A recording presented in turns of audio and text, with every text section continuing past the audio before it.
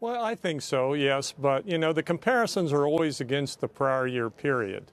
And the market's down 2% or 3%. But on an absolute basis, historically, the market's still quite good. You know, we're still somewhere close to 17 million units, and that's a pretty solid year in our business. So is the reason for your stock's performance up 65% this year in a plateauing market your sheer brilliance or basically a geographic accident that an awful lot of your business is in an area and in a segment, pickup trucks, that is doing very well? Oklahoma, Texas, the Southwest.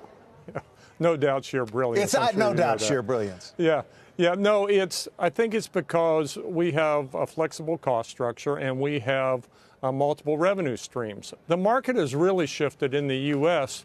toward a stronger used car market. Our used car sales were up 7.5%. Our used car gross profit was up 10%. That's big growth. Also, our service business is stronger than it's ever been. We grew our service business this quarter by 10%, all-time record, first time we hit double digits. So we have multiple revenue streams, a flexible cost structure, and you know, we can adjust our business a bit to slight changes. Earl, I think I asked you this question every single time we see each other, and that is a question about Brexit and the impact on the UK business. You do have a footprint there. You've recently expanded it with the acquisition of some Volkswagen dealerships, 49 dealerships in total, 65 franchises. With Boris Johnson as the new PM, he looks like he's hurtling towards potentially a no-deal Brexit. Are you concerned about this business, and what have you seen in terms of the trends? Yeah, you had to go and bring up the ugly part, didn't you?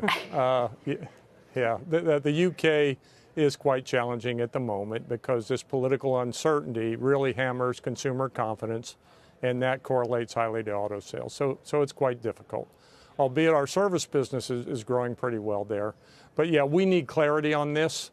And of course, tariffs would be terrible and so forth. But what we need is clarity. We need to get back to some kind of business as normal. And it's very difficult right now. So whether or not this gets settled at the end of October, let's hope so, and we'll just have to see what happens. What do you think about what's going on at your former employer, Ford, as they exit basically the sedan business in the United States, and Nissan? Well, in the Ford transition to their new strategy, it's not a big deal in the U.S. because our Ford business is powered by trucks and SUVs. We never made any money on most of the cars other than, say, Mustang. So I don't see that as an issue. It's a little bit bigger in Europe where cars drive the market, so we have a little more concern. We have 7 Ford dealerships in the UK, so we'll have to see if they can replace most of that volume with small SUVs.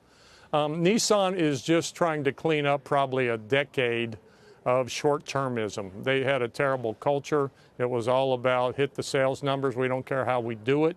And so they're just having to clean up for quite a few years of sins, in my opinion.